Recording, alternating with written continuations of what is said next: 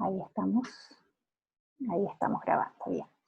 Entonces, bueno, me presento para quienes están llegando por primera vez. Mi nombre es Marcela Merino Vázquez, yo soy psicóloga, me he dedicado principalmente a la psicología clínica, trabajo con niños, adolescentes y adultos también. Y bueno, soy directora de Centro Imagina. Como centro somos 11 psicólogas que trabajamos ahí y durante este periodo tan complejo que estamos viviendo, hemos intentado tener iniciativas como estas, hemos hecho varias charlas, distintos miembros del equipo, básicamente intentando aportar desde lo que nosotras sabemos, aportar para poder cursar por este periodo de la mejor manera posible, y para también poder apoyar a personas que pueden necesitarlo, más que nosotros mismos incluso. Entonces, por eso estas charlas están dedicadas a distintos grupos etarios. Entonces, por ejemplo, el día que vamos a ver desde los 7 a los 12 años, hemos visto desde los bebés en adelante y nos queda la próxima semana ver la construcción de resiliencia en adolescentes y en adultos, ¿no? Y todo esto pensado en poder apoyar a quienes tienen menos edad, pero también cuando veamos la parte de adultos sobre todo, va a estar también una parte focalizada en cómo podemos ayudarnos entre nosotros también, ¿no? Como no solo focalizarlo en yo conmigo misma, qué hago yo, o con mi familia, sino que también a nivel comunitario. Entonces, también un poco esta iniciativa de las charlas se apoya un poco en esa idea de poder entregar herramientas que nos sean útiles, ¿ya? Y quienes han venido a las charlas anteriores han podido ver que son como las estrategias que les entrego son súper concretas, súper aterrizadas, digamos, bien sencillas para que puedan ser aplicables también por todos, ¿no? Entonces, cuando hablamos de resiliencia, para quienes vienen incorporándose por primera vez a una de estas charlas, por resiliencia hablamos de la posibilidad de obtener los mejores resultados posibles en nuestro desarrollo pese a la adversidad, ¿ya? Entonces, un poco lo que estamos hablando acá es que como personas estamos sometidos a un cierto monto de adversidad y la resiliencia sería poder obtener el mejor resultado posible de estar expuestos a esa adversidad. No me detengo en esta charla en profundizar en el concepto, ni en ver los distintos niveles de resiliencia, ni nada de eso, porque no es el foco, pero en el fondo en grandes rasgos significa eso, ¿ya? Y entonces la idea de esto es comprender que la resiliencia depende de 4 grandes factores que tiene que ver primero con el contexto. La resiliencia depende del contexto en el cual estamos, en el cual nos desarrollamos, ¿no es cierto? La resiliencia depende de los recursos comunitarios que hay considerando ese contexto particular, ¿ya? Luego, también como tercer punto, la resiliencia depende de las competencias parentales y marentales, y aquí estamos hablando de todo lo que ocurre en la crianza, ¿no? Es decir, cómo nos criaron a nosotros y cómo estamos criando. Y también, por último, depende de las características individuales. En este caso, por ejemplo, va a depender de las características individuales de este niño de entre 7 y 12 años, ¿ya? Entonces, son hartos elementos que tienen que entrar en interacción para obtener como resultado alguna característica de esta resiliencia puntual. ¿Qué es lo importante de la resiliencia? Es que la resiliencia se construye, ¿ya? No es algo con lo que se nace, es como que nací o no nació resiliente, no. La resiliencia se construye, ¿ya? Y por lo tanto tenemos la posibilidad de ir haciendo acciones, ¿no es cierto?, durante el desarrollo de alguien para promover que la resiliencia se vaya construyendo, ¿ya? Obviamente es mucho más fácil construirla en niños y adolescentes que en adultos. Se nos va a hacer como adultos más difícil incorporar herramientas, ¿no es cierto?, y construir resiliencia si es que no hemos podido construirla tanto. Sin embargo, se puede, y lo que sí va a requerir de mucho trabajo, en el fondo, ¿ya? Como de mucha energía, mucho foco, pero siempre se puede. Entonces, dado que hablamos de estos elementos, ¿no? Estas charlas se concentran en aquellos aspectos de la resiliencia sobre los cuales sí podemos actuar y sí podemos tener algún grado de control, porque obviamente hay muchas cosas sobre las cuales no podemos decidir, ¿no es cierto? Sin embargo, sí hay otras sobre las cuales podemos actuar. Se ha visto de que la resiliencia depende mucho de la calidad de las funciones ejecutivas y de autorregulación de una persona, ¿sí? Em, Estas funciones ejecutivas y de autorregulación básicamente son, como se le dice, el control, entre comillas, de tráfico aéreo de un cerebro, ¿ya? Entonces nos ayudan a tomar decisiones, ¿no es cierto?, a planificar, a organizar nuestras vivencias, nuestras emociones y actuar en función de ellas de una manera que sea coherente y con sentido. Nos ayuda a manejar nuestra frustración, a gestionarla para que eso no nos derrumbe, sino que ante cada frustración yo puedo flexibilizar y entonces buscar otras alternativas para avanzar, ¿no es cierto? Entonces, el cerebro ejecutivo es muy relevante y por lo tanto acá yo les doy distintas ideas de cómo a través de lo lúdico y de lo cotidiano podemos fomentar el desarrollo de funciones ejecutivas y de autorregulación en los niños hasta el momento, ¿no? Entonces, el cerebro ejecutivo lo vamos a resumir en tres grandes cosas, tres grandes variables. Primero tiene que ver, las funciones ejecutivas tienen que ver con la memoria de trabajo, tienen que ver con el control inhibitorio, que el control inhibitorio es básicamente pensar antes de actuar, aprender cómo a controlar el impulso de llegar y actuar sin antes como reflexionar, ¿no es cierto? Em, y por último, la tercera es la flexibilidad cognitiva. Y la flexibilidad cognitiva tiene que ver con poder, como les decía antes, gestionar la frustración y tener la capacidad de ir adaptando lo que yo voy haciendo o como yo voy actuando para conseguir algo si es que eso no resulta y tengo que modificar mi plan y buscar otra manera de hacerlo, ¿ya? Eso siempre pasa por una frustración y frustrarse es normal. El tema es que la frustración no me tire para abajo y no me paralice y no me derrumbe, ¿no? Sino que esa flexibilidad me va a permitir adaptarme a eso y buscar otras alternativas, ¿sí? Entonces, para que un niño pueda desarrollar estas habilidades de autorregulación y estas características de sus funciones ejecutivas, la clave es la interacción con el adulto. Esto no se desarrolla por sí solo, no aparece de la nada, aparece en la medida que el adulto le ayuda a que esto se desarrolle, ¿ya? Muchas de las actividades que vemos acá, los padres las hacen por defecto, por herencia, porque les parece natural hacerlas, ¿ya? Sin embargo, muchas veces no se dan cuenta como de lo relevante que es una actividad que a veces parece muy pequeña, ¿no es cierto? Sin embargo, puede tener un efecto muy relevante en el desarrollo cerebral de su hijo o hija.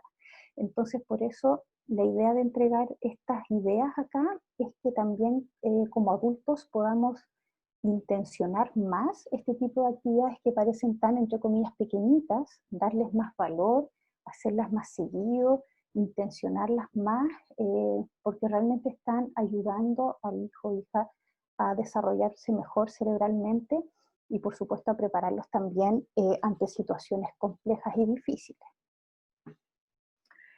Em, entonces, bien, partiendo con este grupo en particular, de entre los 7 y los 12 años, estamos eh, dejando entrar algunas personas que están llegando ahora.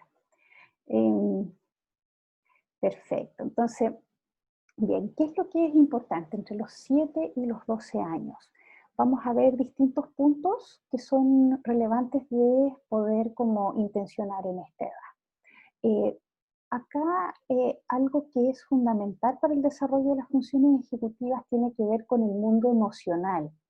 Lo hemos hablado en otras charlas, sobre todo cuando hablamos de la edad como, entre comillas, de las pataletas, ¿no? Ahora ya no estamos en una edad de pataletas propiamente tal, sin embargo, de todos modos, el mundo emocional es fundamental para que un cerebro ejecutivo se desarrolle de la manera más óptima posible. Entonces, ¿a qué me refiero con esto del mundo emocional? Me refiero a poder apoyar a los niños a tener una mayor conciencia emocional, ¿ya? ¿Qué significa esto? Significa poder apoyarlos en que puedan hablar de sus emociones, puedan reconocerlas en sí mismos, ¿no es cierto?, en la vida diaria, ¿no? Em, y esto como rango de emociones amplio, ¿no? No solamente poder reconocer cuando tiene pena o está enojado, sino que en toda la amplitud, ¿no es cierto?, de las emociones, que puede ser estar contento, estar feliz, estar frustrado, estar ansioso, ¿ya? Como hay hartas emociones que tenemos durante el día, em, y que muchas veces, a veces los adultos las damos por sentado o derechamente no estamos habituados a hablarlas. Entonces, por ejemplo, algo relevante para promover que los niños tengan mayor conciencia emocional, primero es que los adultos hablen de sus emociones, ¿no? Como que el propio adulto pueda relatar su día, pueda relatar cosas que siente, pueda relatar que algo lo molestó, ¿no es cierto? Pero que después cómo lo pudo solucionar y pudo salir de eso. Em, es importante que el lenguaje emocional sea como algo habitual en el fondo, que no es como que ya nos sentamos a hablar de las emociones, como una cosa así súper como ritual casi, no, sino que más bien la emoción forma parte de la vida y es importante que se le normalice, ¿sí? Normalizar emociones negativas y buscar soluciones en conjunto. Eso tiene un efecto tremendamente aliviador en los niños, ¿no? Como esto de que es normal y está bien que se haya enojado por algo, ¿no? Está bien que te hayas enojado por esto, es normal que esto te enoje, a mí también me enojaría. ¿Qué podemos hacer, no es cierto, para que te sientas mejor, para que ya no estés tan enojado? ¿O cómo podemos hacerlo la próxima vez si esto vuelve a pasar y te vuelves a sentir así? Como anticipar, ¿no? Ahí está el cerebro ejecutivo, como anticipar que algo puede ocurrir y entonces tengamos un plan para estas emociones que son tan desagradables pero que existen y que son normales, ¿sí? Entonces, poder incorporar al niño a buscar esas soluciones es súper como aliviador para ellos, porque los hace partícipes de ellos también buscar soluciones para sus cosas, ¿no? Em, También es algo que sirve mucho en términos de las emociones, más allá de que el niño hable sobre las propias emociones o que los adultos hablen de sus propias emociones, también es utilizar lo que está alrededor con otras personas, por ejemplo, cuando teníamos vida de colegio los niños, ¿no? Se puede como reflexionar sobre las emociones que tuvo algún compañero o alguna situación en particular que pasó en el curso, y entonces que el niño pueda, o sea, puede preguntarle al niño, bueno, ¿cómo crees tú que se sintió tu compañero con eso? ¿Qué habrá sentido? ¿Qué habrá pensado? ¿Cómo te habrías sentido tú? Como darle esas preguntas que lo obligan a reflexionar, ¿ya? Ese es como el rol mediador del adulto al final, como preguntar para obligar a pensar sobre algo. Y también acá se pueden aprovechar eh, las películas, por ejemplo, ya esta es una edad en donde los niños ven y están expuestos a películas, ¿no es cierto? Y entonces poder reflexionar sobre los personajes, sobre las historias que ahí están ocurriendo y las emociones que se van sucediendo ahí. ¿Sí? Entonces, ahí uno puede ir reflexionando sobre no solo las emociones de los personajes, sino también sobre sus conductas. Como, ¿qué te parece lo que hizo este personaje? Eh, Podemos ver la película y pasarlo súper bien igual, ¿no? Pero si queremos sacarle el máximo provecho a la situación, podemos al día siguiente o después de la película conversar un poco sobre la película e invitar a través de estas preguntas que son como muy cotidianas. No es necesario sentarse a hablar de la película, sino que simplemente en la conversación que se puede dar, invitarlo a reflexionar sobre, oye, ¿qué te pareció la película? ¿Qué piensas de este personaje? ¿Te gustó? ¿Te gustó lo que hizo? ¿Qué piensas de lo que hizo? ¿Te pareció correcto o no? ¿Cómo crees que se sentía cuando hizo eso? ¿Ya? Entonces le vamos dando más dimensión y más profundidad y sobre todo estamos invitando a reflexionar, ¿no es cierto?, sobre aspectos que son emocionales y que es tan importante de poder potenciar en este periodo, en este rango de edad.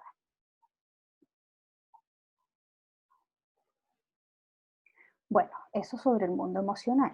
¿Ya? Después al final de la charla, como siempre, tienen un momento para hacer preguntas al respecto, ¿sí?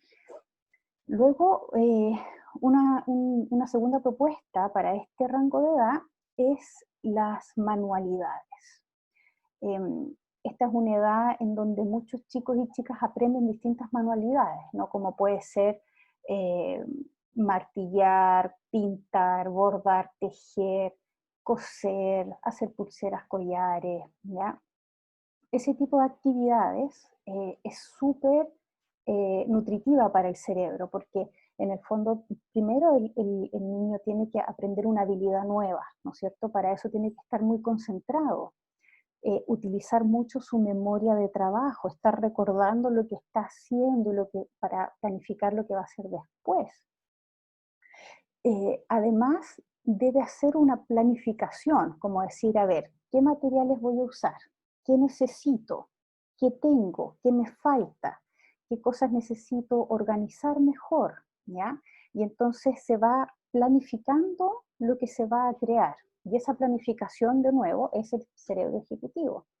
Y algo que pasa mucho también con las manualidades de todo tipo es que nos frustramos porque las cosas no nos resultan y nos equivocamos y entonces tenemos que desarmar algo que ya habíamos hecho, por ejemplo, y empezarlo por otro lado, o derechamente lo vemos y decimos, chuta, no me gustó este color, no me gustó cómo quedó, entonces tengo que replanteármelo cómo lo hago, ¿no?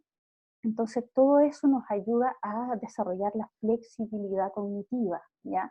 El cambiar la ruta, ¿no es cierto? Como esto yo lo estaba haciendo así, pero no me gustó o no me resultó, debo ir por otro lado, ¿ya? Y las manualidades es algo muy también a la mano, no muy cotidiano, con lo que los chicos pueden ir ejercitando esto.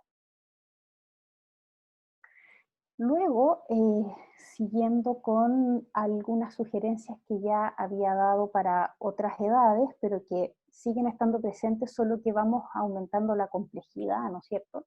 Es los juegos de cartas. En esta edad, muy importante, los juegos de mesa, los juegos de estrategia. ¿M?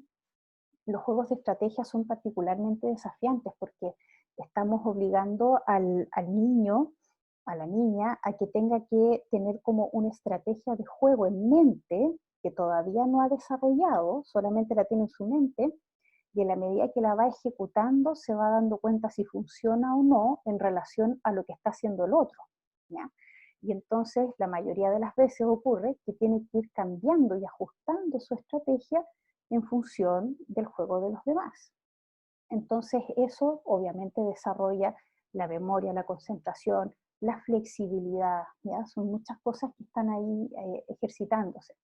Entonces, juegos como el carioca, el ajedrez, ¿no es cierto? Ya empezamos con juegos más complejos, entre ya acercándonos más, ¿no es cierto?, de los 8, 9 para arriba, el ajedrez, el bridge, el póker, el rummy, dominós, ¿sí? Son juegos, mucha gente tiene estos juegos o sabe jugarlos, y en la medida que vamos enseñando a los niños a jugar esto, tiene que ir ejercitando el poder recordar las reglas, ¿no es cierto? El poder anticiparse y ajustarse en relación a lo que está jugando los demás.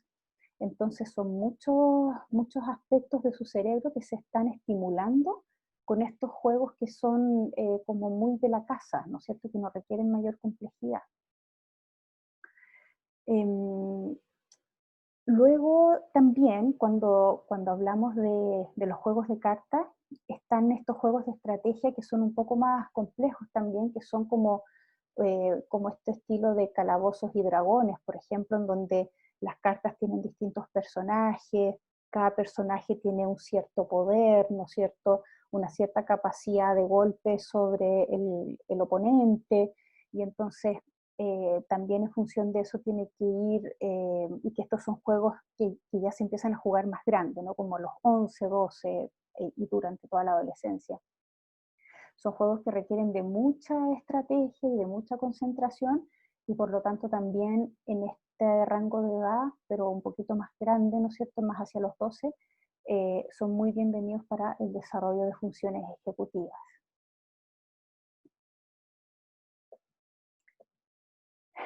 Bien, también pasando a otro tipo de actividades recomendadas, están los juegos físicos. Siempre vamos hablando de qué tipo de juegos físicos recomendamos para qué edad. Entonces, en este rango de edad ya estamos hablando de la importancia de los juegos organizados como tal, ¿no es cierto? Todo juego que se haga en equipo, que requiera coordinación, va a demandar, ¿no es cierto?, de parte del niño o la niña, mucha flexibilidad para ir ajustando sus movimientos y su juego en función del otro equipo y de sus compañeros. O sea, hay muchas personas que están jugando y hay que estar muy concentrado, muy atento, para entonces poder decir, a ver, ¿cuál es el siguiente paso?, ¿no? Y ahí estamos activando de nuevo todo el cerebro ejecutivo. Muchos de estos deportes requieren de decisiones rápidas, ¿no es cierto? Y como en función de las variables que se están dando en un momento, de inmediato tengo que tomar una decisión. Las reglas también, un niño de esta edad ya puede ir tolerando como juegos con reglas mucho más complejas, como ya un deporte totalmente organizado, ¿no? Em, entonces, por eso que siempre cuando hablamos con las familias de niños de esta edad, incluso también más chicos, pero en esta edad se da como muy potente lo importante que es la actividad física, ¿ya? Y la actividad física en equipo, en juegos con reglas, en donde haya que ajustar la conducta, y ahí estamos hablando del control inhibitorio que hablábamos antes, como uno tiene que ajustar su conducta a reglas, ¿no es cierto? Y tiene que ajustar su conducta, por más que a mí me den ganas de llegar y pegarle una patada al otro porque estoy rabioso, ¿no es cierto? Y en el fondo el juego organizado te dice, no, las reglas acá dicen que no debo hacer eso, ¿sí? Entonces, estas son edades en las que se empieza a practicar eso, y es muy importante que tengan esas estructuras, ¿no es cierto?, externas que regulan el juego finalmente. También acá, como juegos menos complejos, pero igual de importantes, están los juegos de cuerdas, o sea, saltar la cuerda en distintas modalidades, como existe eso, hay saltar la cuerda cantando, hay saltar dos cuerdas simultáneas, ¿no es cierto?, ya dándole más complejidad. Y también está el elástico famoso, ¿no? Saltar el elástico, y también está el juego del elástico con canciones y con ciertas como movimientos especiales que hay que hacer. Obviamente los hay, saltar cuerda y elástico, desde muy simple, con poquitas reglas, hasta mucho más complejo para niños más grandes, con música, con cantar y con una estructura mucho más difícil. Y ahí de nuevo estamos hablando de concentración, mucha atención, ejercitar la memoria, ¿no es cierto? Y además estar con esto de la canción, ¿no es cierto? Ir haciendo las secuencias de acuerdo a la música. Entonces, de nuevo, muchas habilidades que se están activando una vez que combinamos el ejercicio con las reglas, con el movimiento, con la música, ¿ya? Entonces son varias cosas que el cerebro ejecutivo debe coordinar, este control de tránsito aéreo que les decía, ¿no es cierto? Tiene que controlar muchas cosas para que resulte lo que yo estoy queriendo hacer, ¿no es cierto? No me basta solo obtener buena memoria, sino que además tengo que coordinar mi cuerpo, tengo que coordinar el sonido, tengo que coordinar las reglas, lo que yo me acuerdo, ¿no es cierto? El control, inhibir mi impulso. Entonces, son muchas cosas que se están ejercitando ahí. Ahora, pasando como al ámbito de la música, que también lo hemos tocado en todas las charlas anteriores, en esta edad es una buena edad para empezar a tocar un instrumento, que por supuesto puede partir antes. Siempre hay niños que parten de pronto a los 4 años tocando un instrumento. Sin embargo, esta es una buena edad también para hacerlo, ¿ya? Tocar un instrumento activa muchísimas habilidades cerebrales. eh, Activa sobre todo lo que es, ¿no es cierto?, la memoria de trabajo, que en el fondo tiene que ver con poder ir recordando lo que yo estoy aprendiendo y la secuencia de lo que estoy haciendo para no perderme en algo que tiene una coherencia, ¿no es cierto? Eh, Requiere de mucha coordinación, por supuesto. Em, entonces, eh, acá, si un niño no está en posibilidad, ¿no es cierto?, de que pueda aprender un instrumento porque no hay en la casa, porque nadie le puede enseñar o cualquiera sea la situación, sí se recomienda que el niño tenga la mayor cantidad de estímulo posible musical.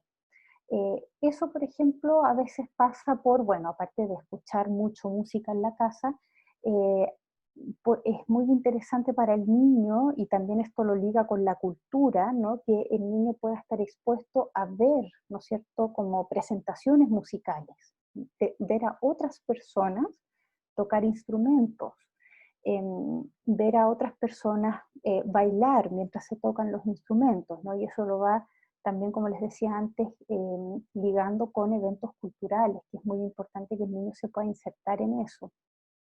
Entonces, que el niño esté expuesto a situaciones donde haya música, donde tenga que muchas veces en los conciertos o en distintos tipos de situaciones musicales, el público va aplaudiendo al ritmo de la música, ¿no es cierto? Entonces el niño con esa simple actividad de ir aplaudiendo al ritmo de la música ya está ejercitándose, ¿no es cierto?, en ese nivel. Seguir un patrón musical, seguir un cierto ritmo, cantar algunas partes, ¿no es cierto? Entonces, ya ahí va, si bien no está tocando un instrumento, sí se están activando áreas cerebrales que van en esa línea, ¿no es cierto? Voy a enchufar mi computador que se me está ahí. Sí.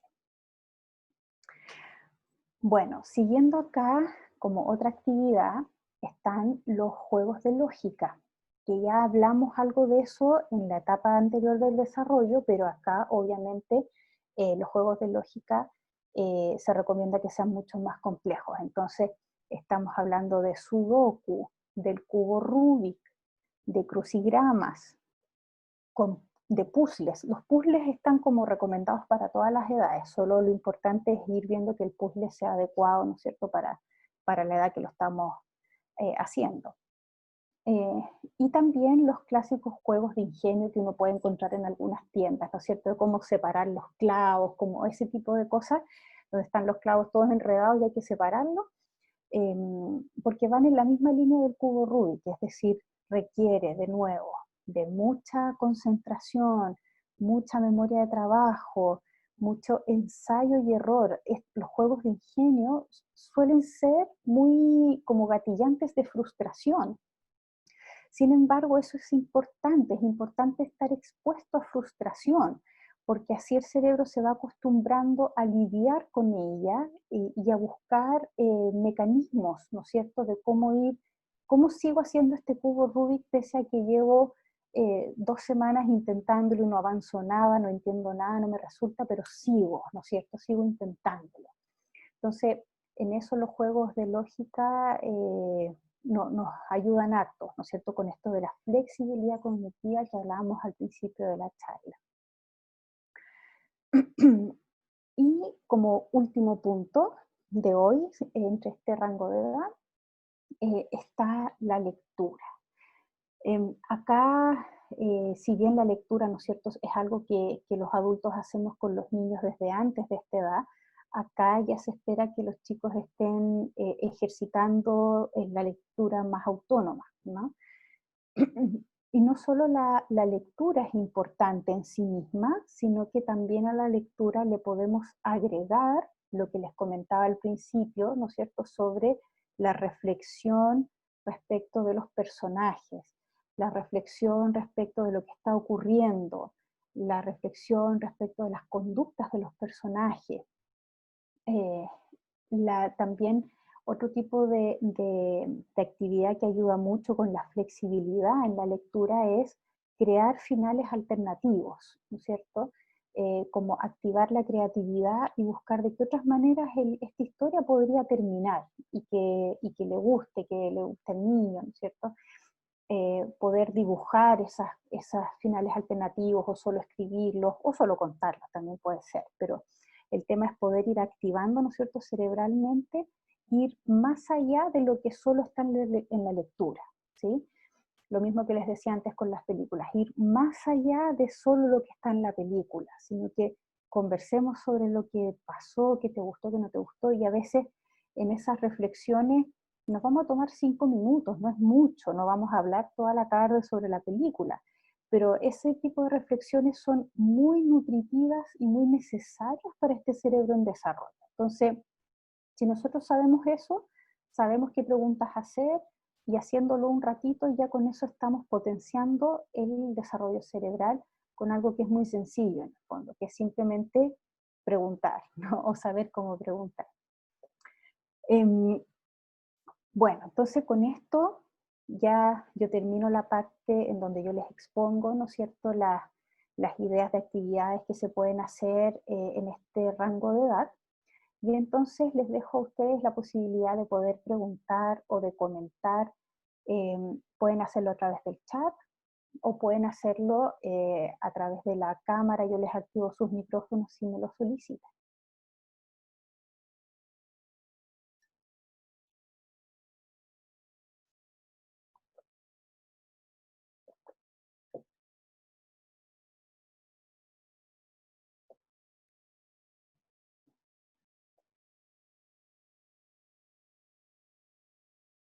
¿Quién se anima a preguntar?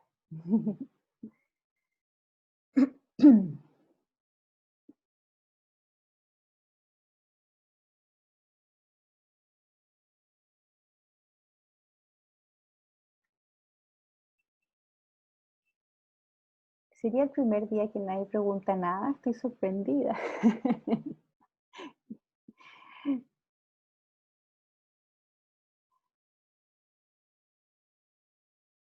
Eric, perfecto. A ver, voy a abrirte el micrófono, Eric. Sí, ahí está. ¿Se te abrió el micrófono? ¿No? ¿Aló? Eric, perfecto. Sí, buenas noches. Buenas noches. Estoy acá yo en Chile, en Iquique, en la comuna de Pica. Ujú. Bueno, la pregunta que quiero hacerle es cómo yo puedo interrelacionarme con mi hijo, Ujú. ya que él vive en Bolivia. Mm. Mire, estábamos hace 2 años acá. Él estuvo en el kinder, cursó el kinder y el primero de primaria acá en Iquique, Ujú. pero lastimosamente no pudo a acomodarse al ámbito de estudio acá en Chile, Mm. más que todo el área social, Ya. ya porque le hacía mucho bullying, a lo mejor porque era extranjera y toda la cuestión, pero bueno, mi hijo no pudo acostumbrarse, así que tuvo que volver a Bolivia. Ujú. La Claro. pregunta que le hago es, ¿cómo yo puedo interrelacionarme con mi hijo estando yo acá y él estando allá? Porque la única relación que tengo con él es, por ejemplo, hablar por el teléfono. Claro. Y el modo que hacemos y jugamos con él es por la aplicación del Messenger, Ujú. porque tiene los gestos de caras, qué sé yo, de juegos, interacciones, todo eso, entonces eso a él le gusta. Ujú. Pero quisiera saber qué más podría hacer con ese aspecto, digamos. Sí. Sí, qué difícil situación eres la que estás viviendo. De todas maneras, lo que debemos hacer y lo que podemos hacer en situaciones así es aprovechar la tecnología en su máximo potencial. Entonces ya tú estás haciendo algo importante, ¿no es cierto?, que es jugar con él a través de esa plataforma. Y también, por ejemplo, esta misma plataforma Zoom, y que es una plataforma que yo utilizo también con niños para hacer sesiones, porque también permite hacer dibujos en conjunto. Entonces ponemos una hoja acá, ¿no es cierto? Y uno también va poniendo los emojis, ¿no es cierto? Va haciendo dibujos y entre los dos Ujú. vamos dibujando, ¿ya? Em, siempre los niños a esta edad todavía son bien concretos, ¿ya? Entonces va a ser importante para él poder mirarte, poder hablarte y poder hacer actividades, o sea, hacer actividades, ¿no? No tanto conversar solamente. La conversación con un niño a veces es bien cortita, no da para mucho más porque su principal manera de comunicarse no es el lenguaje, sino que es el juego, ¿ya? Entonces, todo lo que sea lúdico y juego con él te va a ayudar, como poder dibujar, ¿no es cierto? Leer juntos algo en las noches antes que se duerma, poder cantar juntos. Si tú le puedes, ¿no es cierto?, enseñar algo a él, una canción, enseñarle un instrumento, también. eh, todo lo que implique contacto lúdico es algo que va a tener un efecto positivo en la vinculación de ustedes pese a la distancia. Entonces, en ese sentido, me parece que vas bien encaminado y que a través de lo que ya estás haciendo puedes nutrirlo mucho más con lo lúdico y el juego, ¿no? Ok, muchas gracias. Gracias a ti, Eric. Em, voy a ver acá, Isabel escribió algo. Em, bien, Eric, te pido por favor si puedes apagar tu micrófono. Ahí se apagó, ya. Entonces voy a seguir con la consulta de Isabel. Si un niño a esta edad recién es egresado de un hogar donde se entiende que no ha sido suficientemente estimulado, claro, ¿cómo ayudarlo en la expresión de emociones y en la tolerancia a la frustración? Claro, este es un tema gigantesco, Isabel, porque justamente todo lo que tiene que ver con las residencias es una deuda gigante que tenemos con los niños, justamente por la falta de contención y de nutrición, tanto emocional como en términos de lo que estamos hablando acá, ¿no es cierto?, de desarrollo cerebral. Em, a ver, te diría, cuando estamos hablando de chicos institucionalizados, los adultos debemos tener, y que esta es la parte más difícil de trabajar con niños que han sido institucionalizados, es que los adultos debemos estar súper autorregulados, es decir, estas capacidades de autorregulación muy altas, muy a tope, y además también nuestras funciones ejecutivas así topísimas, ya súper altas, súper desarrolladas. Si nosotros nos desregulamos con facilidad, no vamos a ayudar al niño a autorregularse, ¿ya? Lo primero es que los adultos que trabajen con estos niños tengan muchas herramientas, no solo teóricas respecto de lo que se requiere para su trabajo, sino que ellos estén muy trabajados con sus habilidades emocionales de autorregulación y de función ejecutiva. Porque si no, lo que ocurre es que el adulto se desregula con mucha facilidad y por lo tanto no ayuda, ¿no es cierto?, al niño a tener un modelo, ¿no es cierto?, de cómo es que uno se autorregula. Va a ocurrir, ¿no es cierto?, que se va a frustrar mucho, va a ocurrir que puede tener incluso expresiones de agresividad o no, digamos, pueden haber una serie de manifestaciones conductuales que el adulto debe poder tolerar. Y esa es la parte más difícil, ¿sí?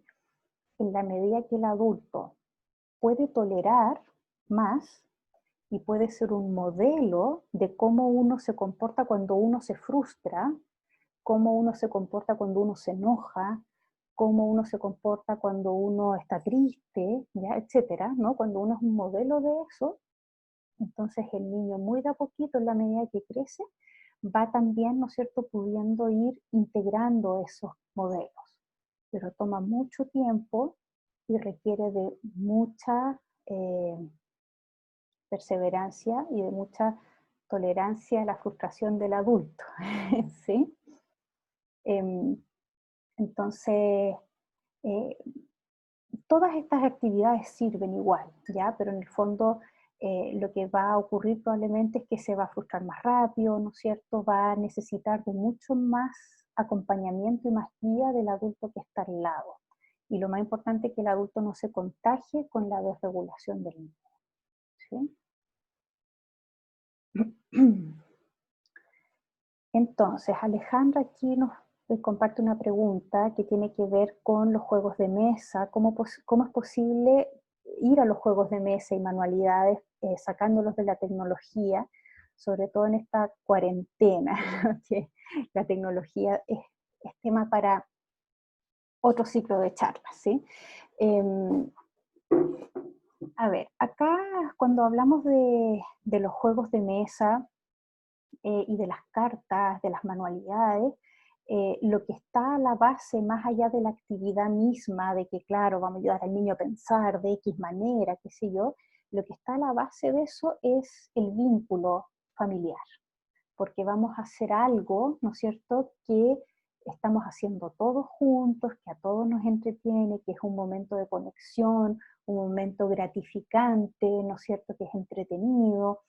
Y en el fondo la idea es poder como teñir eso de un panorama en donde preparamos algo rico para comer y esta es la hora en que quedamos juntarnos a hacer esto, vamos a aprender un juego nuevo todos juntos, como irle poniendo, ¿no es cierto?, atributos positivos y emociones positivas a esos encuentros.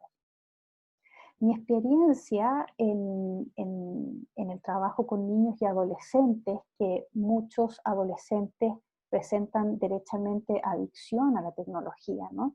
Hay chicos que no presentan adicción como tal, pero sí están muy conectados constantemente.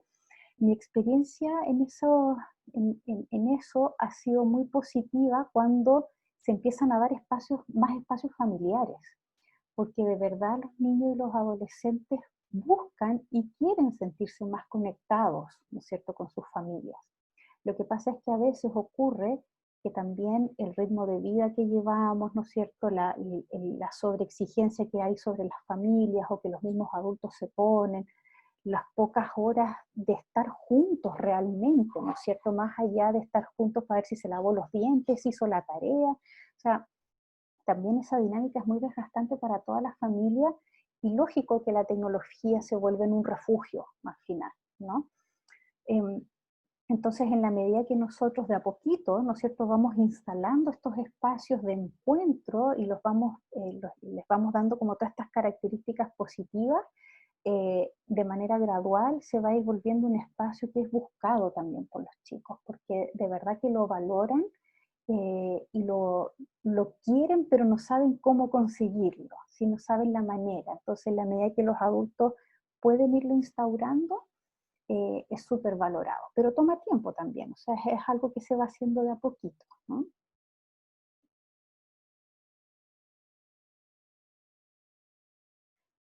Bien, no sé si alguien quiere plantear alguna otra pregunta. A ti, Alejandra, gracias por la pregunta.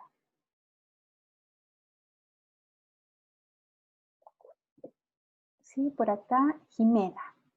A ver, voy a activar tu audio, Jimena.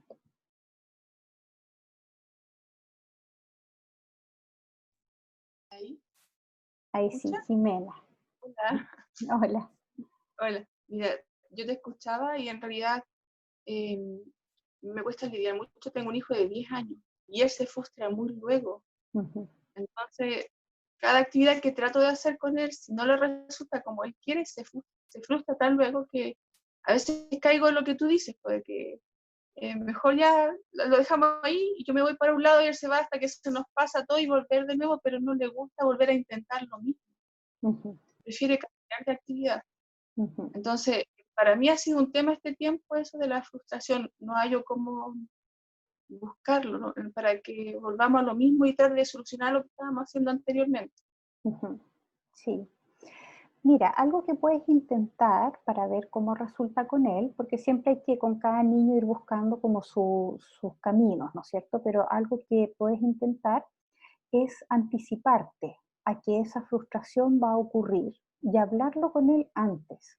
Como decir, mira, algunas veces que hemos intentado hacer estas cosas y no te resultan o no nos resultan, tú lo empiezas a pasar súper mal y prefieres no seguirlo intentando. Entonces, a mí me da mucho susto y me da pena que si intentamos algo de nuevo, tú al final lo pases mal y no lo pases bien. Entonces, ¿qué crees tú que podemos hacer? Si tú empiezas a sentir que lo estás pasando mal, ¿no? Ahí tú le estás de inmediato como activando que él tenga que ir reconociendo su sentir, ¿no? Si tú lo empiezas a pasar mal, ¿qué podemos hacer para que no lleguemos a dejar todo tirado? ¿Qué crees tú? Y a ver qué te va diciendo él, ¿no es cierto? A ver si a él se le ocurre una idea. Tú le puedes dar ideas tú de cómo tú lidias con tu frustración, que cada persona tiene maneras distintas. Por ejemplo, uno le puede decir, mira, a mí me resulta que cuando yo estoy intentando algo y siento que me estoy frustrando porque no me está saliendo como yo quiero, a mí me sirve descansar un poco de eso que estoy haciendo, dejarlo a un lado e irme a tomar un juguito, conversar con alguien, como distraerme y después cuando ya se me pasa esa frustración, volver a intentarlo, ¿ya? Y de nuevo lo mismo, si siento que me empiezo a frustrar, de nuevo, mejor me alejo un rato, después vuelvo, como no llegar al punto en que uno tira las cosas por los aires, ¿no? Sino que como detenerse antes, ¿sí? Entonces, para él va a ser súper importante sentir que tú le entiendes que él se frustra, o sea, validar que él se frustre, que frustrarse es normal, que tú también te frustrarías si no te resulta algo, todos nos frustramos, em, pero quizás podemos evitar pasarlo tan mal cuando nos frustramos. Entonces busquemos soluciones en conjunto, ¿no? Para los niños es súper importante cuando los papás validan lo que él está sintiendo, ¿no? Porque no se siente raro ni loco por lo que está sintiendo, sino que, ya es normal. Y mi mamá no quiere que yo lo pase mal, ¿no es cierto? Me quiere ayudar. Entonces, ya, busquemos soluciones, ¿sí? Entonces, eh, eso como de anticiparse ayuda también y los prepara en el fondo a que la frustración va a volver a ocurrir. Es un hecho que va a ocurrir, pero sí Es puede que es cambiar. demasiado perfeccionista. ¿Cómo? Es demasiado perfeccionista cuando hace las cosas. Ujú, Y si no le pasa como él lo quiere y lo planifica hasta que termine algo, y es algo que se encierra en eso. ujú. Claro, y también, por ejemplo, otra idea que le puedes dar, siguiendo en esta misma línea, ¿no es cierto?, de anticiparse y ver cómo lo podemos hacer, también tú cuando partes una actividad con él, tú puedes ayudarlo como a planificar antes como distintos resultados posibles, ¿no? ¿Ya? Como en el fondo ayudarlo a que él piense en distintos resultados que él puede obtener de lo que está haciendo, más allá de un solo resultado posible, sino que, ok, ¿cómo quieres tú que te quede? Ya, quiero que me quede así, así, así. Ya, esa es una opción. ¿De qué otra forma podría quedarte y que también te guste? Aquí todavía no han empezado la actividad, no es como previo, prepararse. Ya, ahí tenemos una segunda opción. Y una tercera, ¿de qué otra tercera forma podría quedar esto que estás haciendo y que todavía te guste, que sea aceptable para ti, ¿no? Entonces, irlo llevando a pensar de nuevo y anticiparse a que las cosas tienen más de una manera de salir, ¿no? Y en la medida que él pueda ir ejercitando eso mucho, mucho, mucho, porque esto no es que una vez lo hables con él, sino que muchas veces, ¿ya? Se pueden ir generando nuevas conexiones, ¿no es cierto?, para él en su cerebro que le permitan mayor flexibilidad. ¿Sí? Requiere de harto, ¿sí? Como intentarlo mucho. Pero él está en una edad en donde todavía tiene mucha flexibilidad neuronal, entonces puede desarrollarlo perfectamente. Ya. ¿Sí? Muchas gracias. Gracias. Muy bien. No sé si alguien más quiere hacer una última pregunta antes de cerrar.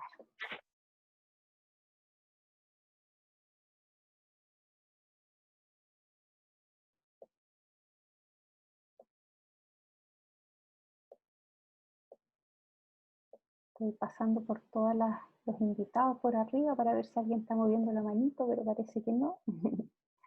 Em, Bueno, me alegro mucho de haberlos visto hoy. Les agradezco haber venido a la charla. Gracias por el interés, por sus comentarios, por sus preguntas.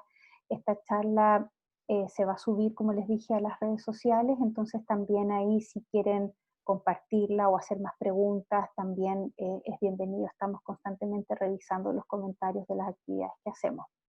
La próxima semana, el día miércoles, tenemos la charla destinada a adolescencia, ¿ya? Y luego, el próximo sábado es la última, que está destinada a los adultos. Cómo construimos resiliencia en adultos. Y con eso termina nuestro ciclo de charlas. Muchas gracias por la participación. Les mando un abrazo, que descansen. Y bueno, como siempre, gracias por venir. Chao, chao.